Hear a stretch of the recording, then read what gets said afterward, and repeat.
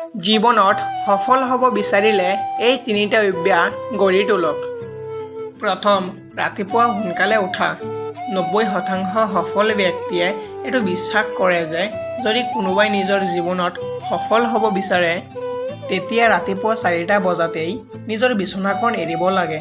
ৰাতিপুৱাৰ সময় এনেকুৱা সময় যেতিয়া আধা পৃথিৱীৰ মানুহে শুই থাকে। সম্পূৰ্ণ পৰিৱেশ শান্ত হৈ থাকে, যাৰ বাবে যিকোনো কামক সম্পূৰ্ণ শক্তি আৰু উৎসাহেৰে কৰিব পাৰোঁ। সেইবাবে ৰাতিপুৱা সোনকালে উঠিবলৈ চেষ্টা কৰক। দ্বিতীয়, ৰাতিপুৱা শুই উঠাৰ পিছত কি কৰিব?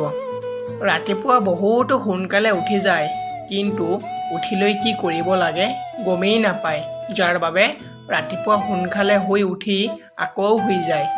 কিছুমানে ৰাতিপুৱা শুই উঠিয়েই নিজৰ মোবাইল ফোন চাবলৈ ধৰে, যাৰ বাবে সিহঁতৰ সম্পূৰ্ণ দিন বেয়া যায়। মনা হয় যে যদি দিনৰ আৰম্ভণি ভাল হয় তেতিয়া গোটেই দিন ভাল হয়। গোটেই দিন আমি উৰ্জাৰে ভৰপূৰ হৈ থাকোঁ আৰু আমাৰ মনটো ভাল হৈ থাকে। এতিয়া প্ৰশ্ন আহে যে ৰাতিপুৱা শুই উঠি আমি এনেকুৱা কি কৰিব লাগে যাৰ জৰিয়তে আমাৰ দিনটো ভাল হয়। আপুনি প্ৰথমে ৰাতিপুৱা শুই উঠিয়েই 1-2 গিলাচ পানী খুৱাওক। পানী খোৱাৰ পিছত গা ধুই ফ্ৰেছ হৈ লওক। তাৰ পিছত এটা শান্ত ঠাইত বহি যোগাসন আৰু ধ্যান কৰক, যিয়ে আপোনাৰ সম্পূৰ্ণ শৰীৰ সুস্থ ৰাখিব আৰু আপোনাৰ মগজু শান্ত হৈ থাকিব। যাৰ ফলত আপুনি যিকোনো কাম 100% শক্তিৰ সৈতে কৰিব পাৰিব। এইটোৱে আপোনাক শাৰীৰিক আৰু মানসিকভাৱে সুস্থ ৰাখিব। আৰু তৃতীয়, দিনটোৰ প্লেনিং কৰক। আপোনাৰ সম্পূৰ্ণ দিনটোৰ প্লেনিং, আপোনাৰ কমিটমেণ্ট, আপোনাৰ টাস্ক এইবোৰ নিৰ্ভৰ কৰে আপুনি কি কৰে। আপোনাৰ জীৱিকা কি? যদি আপুনি ছাত্ৰ হয় তেতিয়া আপুনি এইটো চাওক যে আপোনাৰ কিমান পঢ়িব আছে। প্ৰথমে কোনটো পঢ়িব, কিয়নো আপুনি যদি এইবোৰ সময়তে শেষ নকৰে, সেইবোৰ পিছুৱাই যায়, তেতিয়া সেই কামত কেতিয়াও সফল হ'ব নোৱাৰে। ৰাতিপুৱা ভাল ভাল কিতাপ পঢ়িব, যিবোৰক পঢ়িলে আপোনাৰ মগজুৱে ভালদৰে কাম কৰিব, আপোনাৰ চিন্তাধাৰা আৰু বুজাৰ শক্তি বাঢ়ি যায়।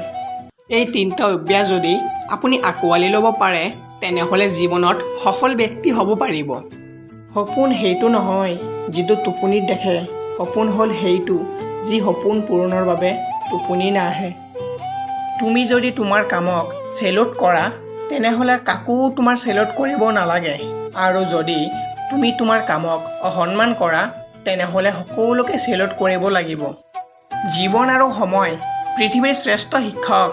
জীৱন শিকাই সময়ক সঠিকভাৱে ব্যৱহাৰ কৰিবলৈ আৰু সময় শিকাই জীৱনৰ মূল্য দিবলৈ। সফলতাৰ কাহিনী নপঢ়িবা, কাৰণ তাৰ পৰা অকল কাহিনীটোৱেই পাবা। ব্যৰ্থতাৰ কাহিনী পঢ়িবা, তেনেহ'লে সফল হোৱাৰ উপায় পাবা। কঠিন কামত বেছি আনন্দ পোৱা যায়, সেইবাবে সফলতাৰ আনন্দ পোৱাৰ বাবে মানুহক কঠিন কাম কৰা উচিত। কল্পনাৰ সাগৰত ডুবি নহয়, ব্যস্ততাৰ নৈত সাঁতুৰিব শিকক, তেনেহ'লে জীৱনৰ লক্ষ্যত উপনীত হ'ব পাৰিবা। জীৱনত কিবা এটা উন্নতি কৰিবলৈ হ'লে জ্ঞানীৰ লগত ঘূৰিবা, মূৰ্খৰ লগত নহয়। সফল যেতিয়া হ'বা তেতিয়া আনক সলনি কৰাৰ পৰিৱৰ্তে নিজক সলনি কৰিবলৈ চেষ্টা কৰিবা।